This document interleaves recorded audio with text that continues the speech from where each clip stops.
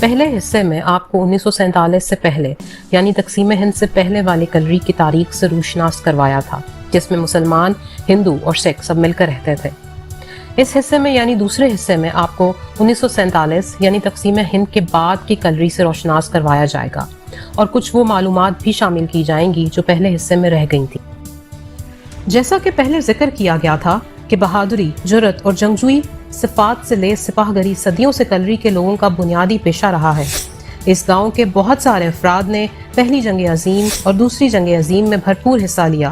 ان سب کے نام ان سلائیڈز کے ذریعے تاریخ میں محفوظ کر دیے ہیں۔ آزادی قربانیوں کے بغیر حاصل نہیں ہو سکتی، اور نہ ہی آزادی کی کوئی قیمت ہو سکتی ہے۔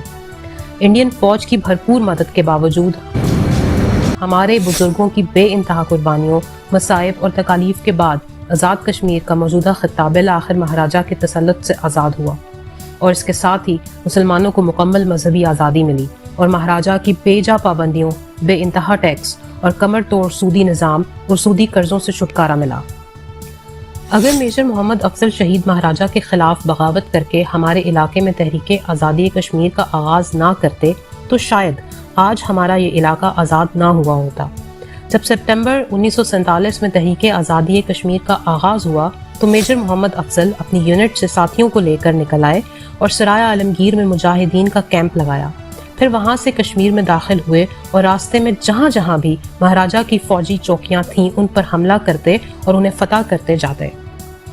سب سے پہلے علی بیگ چوکی جو پاکستان اور کشمیر کے بارڈر پر پہلی چوکی تھی اسے فتح کیا۔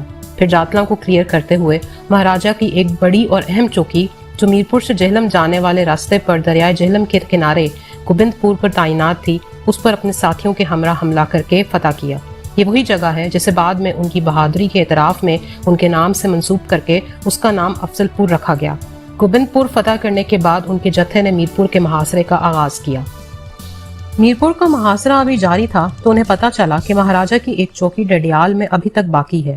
وہ وہاں سے ڈڈیال گئے اور اسے فتح کیا۔ اسی اثنا میں انہیں خبر ملی کہ انڈین فوج کا ایک بریگیڈ نوشہرہ سے جانگڑ کے راستے میرپور میں محصور مہاراجہ کی فورس کے ساتھ لنک اپ کے لیے آ رہا ہے۔ یہ خبر سنتے ہی میجر محمد افضل نے اپنے ساتھیوں کے ہمراہ پونا کے قریب تندر سے آگے کھمبا فورٹ سے آنے والے راستے پر دفاعی پوزیشن لے کر دشمن کی پیش قدمی روک دی۔ دشمن کے لیے پیر گلی تک پہنچنا بہت ضروری تھا تاکہ میرپور میں لنک اپ ممکن ہو سکے۔ میجر محمد افضل اور ان کے ساتھی دشمن کے سامنے سیسا پلائی دیوار کی طرح ڈٹ گئے اور انہیں سخت لڑائی کے باوجود کھمبا قلعہ سے آگے نہیں آنے دیا۔ اپنی جان کی پرواہ نہ کرتے ہوئے بہادری سے لڑتے لڑتے میجر محمد افضل خان شدید زخمی ہوئے اور شہادت کا رتبہ پاتے ہوئے اللہ تبارک و تعالیٰ سے جا ملے۔ آج بھی لائن آف کنٹرول اسی جگہ سے گزر رہی ہے جہاں میجر محمد افضل اور ان کے ساتھیوں نے دشمن کی پیش قدمی کو روکا تھا۔ تحریک آزادی کشمیر کے دوران گاؤں کے لوگ جہاں جہاں ہجرت کر کے گئے تھے وہاں سے واپس آ گئے۔ بہت سارے خاندان مقبوضہ کشمیر کے ملحقہ علاقوں سے ہجرت کر کے آزاد خطے میں آ بسے۔ ان میں سے چند خاندان کلری بھی آباد ہوئے جن کے قبیلے کو آج بھی مہاجر کہا جاتا ہے۔ یہ ایک نئے اور بدلے ہوئے دور کا آغاز تھا جہاں میجر محمد افضل شہید فخر کشمیر اور لیفٹیننٹ عثمان کی شہادت کا احساس تازہ تھا اور ان کی بہادری کے قصے ہر ایک کی زبان پر تھے۔ وہاں آزادی کی بے حد خوشی ہر ایک کے چہرے پر عیاں تھی۔ کلری کے فوجی برٹش انڈین آرمی کے یونٹس میں جہاں جہاں بھی تھے انہوں نے پاکستان واپسی کی۔ گاؤں میں لڑکوں کا پرائمری اسکول جو 1902 میں قیام میں آیا تھا، 1947 میں اسکول میں زیادہ تر اساتذہ چونکہ کلری کے تھے اس لیے آزادی کے فوراً بعد یہ اسکول شروع ہو گیا۔ پھر 1964 میں یہ اسکول مڈل ہوا، 1976 میں میٹرک لیول پر اپ گریڈ ہوا اور 1994 میں اس کا درجہ ہائر سیکنڈری اسکول کا ہو گیا۔ 80 کی دہائی تک کلری سے جتنے بھی آرمی اور سول آفیسرز ہوئے ہیں انہوں نے اپنے وقت میں پرائمری، مڈل یا میٹرک تک گورنمنٹ ہائی اسکول کلری سے پڑھا، بلکہ قیام پاکستان سے پہلے اور فوراً بعد ملٹری کالج جہلم میں داخل ہونے والے کیڈیٹس نے بھی پرائمری تک کی تعلیم اسی اسکول میں حاصل کی۔ لیکن لڑکیوں کا پرائمری اسکول جو 1923 میں قیام پذیر ہوا اس میں استانیہ چونکہ جموں سے تھیں اور وہ شورش شروع ہوتے ہی واپس چلی گئیں، اس لیے آزادی کے بعد یہ اسکول بند ہو گیا۔ بچیوں کے اسکول کے بند ہونے کا گاؤں میں شدت سے احساس تھا۔ آزاد حکومت ریاست جموں و کشمیر ابھی ابتدائی مراحل میں تھی اور ریاست کے بڑے ایشوز سے نمٹنے میں مصروف تھی۔ ان کی توجہ ایسے چھوٹے مسائل سے دور تھی، لیکن گاؤں میں بچیوں کے اسکول کے بند ہو جانے کا اضطراب تھا۔ ان حالات میں کلری کی اہم شخصیت لیفٹیننٹ فقیر محمد اس سلسلے میں متحرک تھے۔ انہیں بچیوں کی تعلیم کی اہمیت کا احساس تھا۔ انہوں نے اپنی بیٹی نجم النساء کو 1951 میں میٹرک کا امتحان پاس کروایا اور نجم النساء صاحبہ کو کلری میں اس وقت کے مطابق پہلی اعلیٰ تعلیم یافتہ خاتون ہونے کا اعزاز بھی حاصل ہوا۔ محترمہ فاطمہ جناح 1950 میں جب لاہور سے براستہ سرائے عالمگیر، شکریلا، علی بیگ، جاتلاں، میرپور گئیں تو جاتلاں ہیڈ پر لیفٹیننٹ فقیر محمد اپنی بیٹی نجم النساء اور کچھ اور خواتین کے ہمراہ محترمہ فاطمہ جناح صاحبہ کو پیش ہوئے اور کلری میں بچیوں کے اسکول کے قیام کے لیے درخواست کی۔ حکومت کی طرف سے منظوری کا انتظار کیے بغیر محترمہ نجم النساء نے 1951 میں اپنے گھر میں ہی بچیوں کے اسکول کا آغاز کر دیا۔ بچیوں کو کتابیں لے کر دیں اور خود انہیں پڑھانا شروع کیا۔ یہ تعلیمی میدان میں ایک غیر معمولی اور انقلابی قدم تھا۔ پھر 1958 میں حکومت آزاد کشمیر نے کلری پرائمری گرلز اسکول کی باقاعدہ منظوری دی اور نجم النساء صاحبہ کو اسی اسکول میں ٹیچر تعینات کر دیا۔ لڑکیوں کا یہ اسکول 1968 تک انہی کے گھر میں چلتا رہا۔ اس اسکول کو 1973 میں مڈل کا درجہ دیا گیا، 1979 میں ہائی اسکول اور 2018 میں گرلز ہائر سیکنڈری اسکول کا درجہ دیا گیا۔ قیام پاکستان سے پہلے ہی کلری کی ایک جدا گانہ تاریخی، تہذیبی اور سماجی حیثیت تھی۔ برٹش انڈیا کے زمانے میں یعنی 1947 سے پہلے جب آرمی آفیسرز ناپید تھے، کلری گاؤں سے 8 آرمی آفیسرز لیفٹیننٹ کرنل کے عہدے سے لے کر لیفٹیننٹ کے عہدے پر فائز تھے، جیسا کہ کرنل علی اکبر صاحب، میجر غوث محمد جو بعد میں بریگیڈیئر کے عہدے سے ریٹائر ہوئے، میجر محمد اکبر خان جو بعد میں لیفٹیننٹ جنرل کے عہدے سے ریٹائر ہوئے، میجر محمد افضل خان شہید فخر کشمیر، لیفٹیننٹ عثمان علی شہید اور اعزازی لیفٹیننٹ فقیر محمد، اعزازی لیفٹیننٹ عطا اللہ اور لیفٹیننٹ الف خان۔ ان میں سے 5 ایک ہی فیملی سے تھے۔ شاید اس وقت کلری واحد ایسا گاؤں ہوا ہوگا جس میں ایک ہی فیملی سے اتنے زیادہ آرمی آفیسرز ہوئے ہوں۔ قیام پاکستان کے فوراً بعد میجر اعظم صاحب، میجر زمان صاحب اور کرنل اورنگزیب صاحب نے آرمی میں کمیشن لیا۔ آزاد حکومت ریاست جموں و کشمیر کے بننے کے بعد ریاستی علاقے کی بحالی کا کام شروع ہو گیا۔ اسی طرح گاؤں کے رفاع عامہ پر توجہ دی گئی۔ کرنل علی اکبر صاحب کی کاوشوں سے لڑکیوں کے اسکول اور بیسک ہیلتھ یونٹ کا قیام عمل میں لایا گیا اور لڑکوں کے اسکول کو بھی اپ گریڈ کر کے مڈل کا درجہ دیا گیا۔ کرنل علی اکبر صاحب ہی کی کاوشوں سے قیام پاکستان سے پہلے کلری کو منڈی کا درجہ دیا گیا اور اسی دوران یعنی مہاراجہ کے دور میں لڑکوں اور لڑکیوں کے اسکولوں کا قیام بھی عمل میں آیا۔ وہ اپنی سخاوت اور مہمان نوازی کی وجہ سے پورے علاقے میں جانے جاتے تھے۔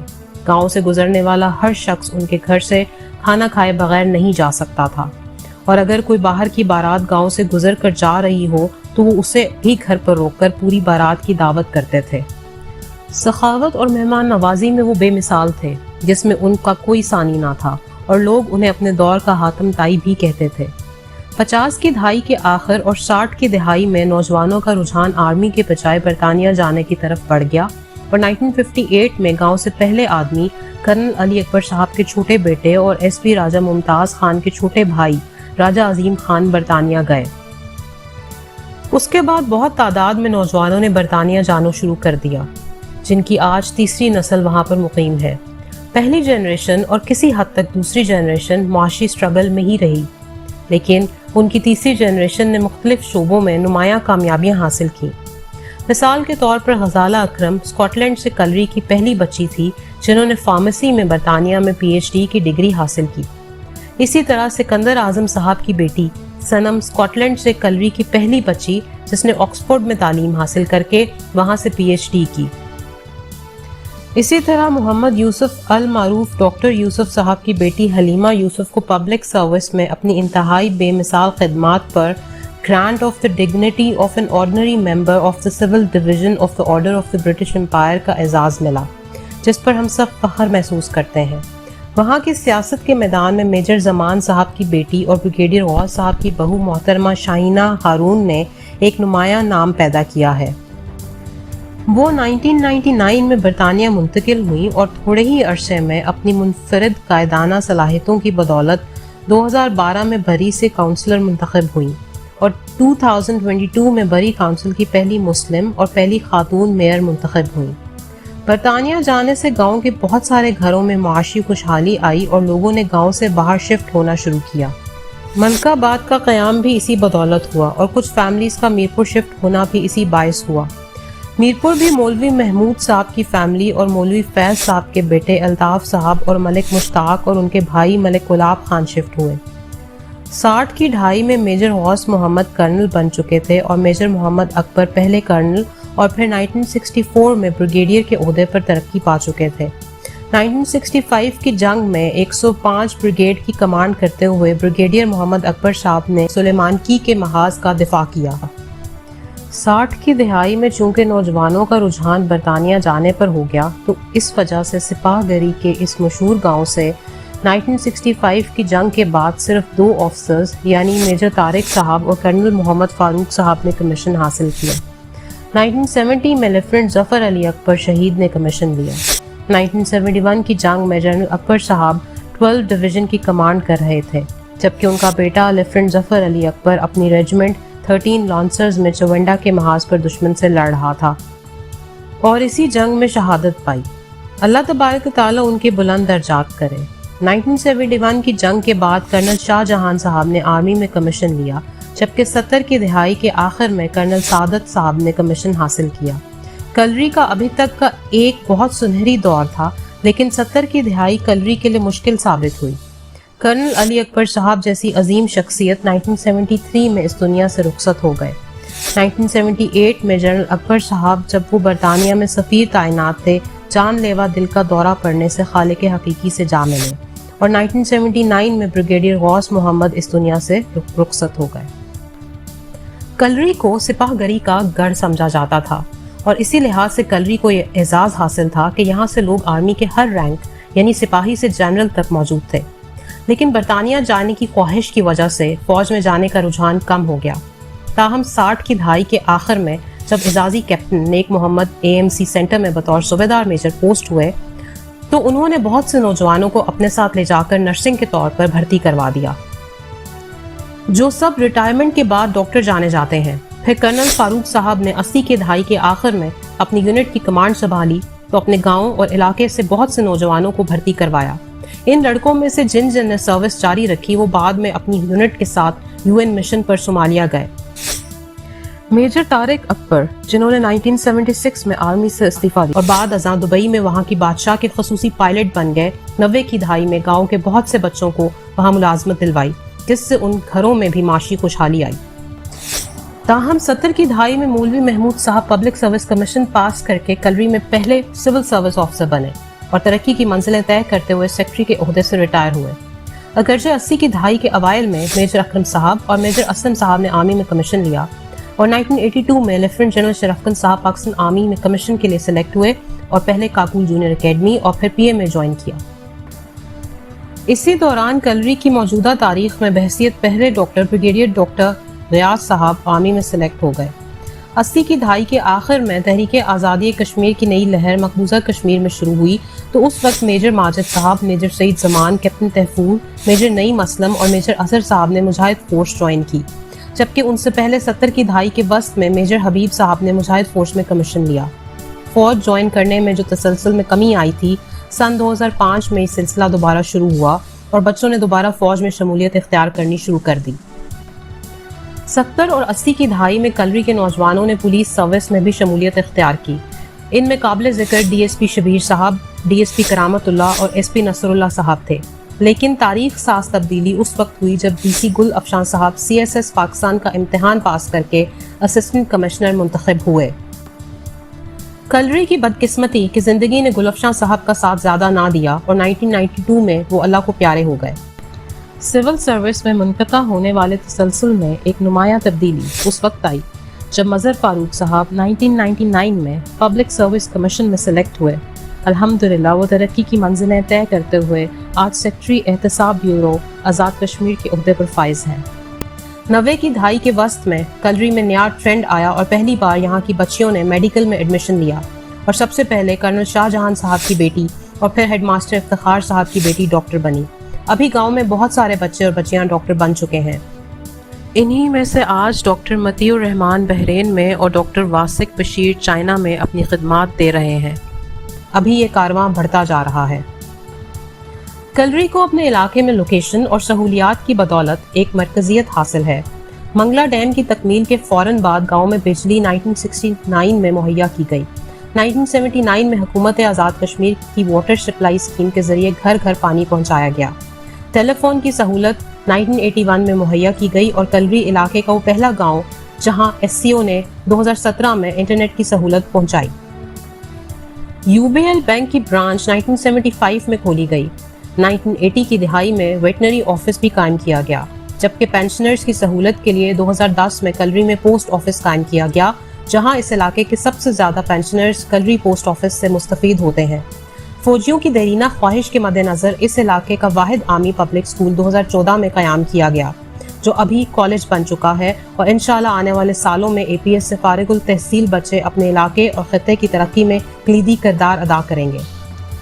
APS कलरी की तकरीबन 3 करोड़ रुपए से बनने वाली शानदार इमारत मकामी लोगों की अतियात से बनी। राजा अली जुल्करनैन साहब उस वक्त कश्मीर काउंसिल के मेंबर थे। उन्होंने APS के क़याम के लिए 75 लाख रुपए का अतिया दिया। 33 लाख रुपए राजा अमीन साहब ने गांव के लोगों के ताउन से भेजे और बाकी सारी रकम जनरल शरफकन साहब के फौजी दोस्तों और कुछ रिश्तेदारों ने कंट्रीब्यूट की।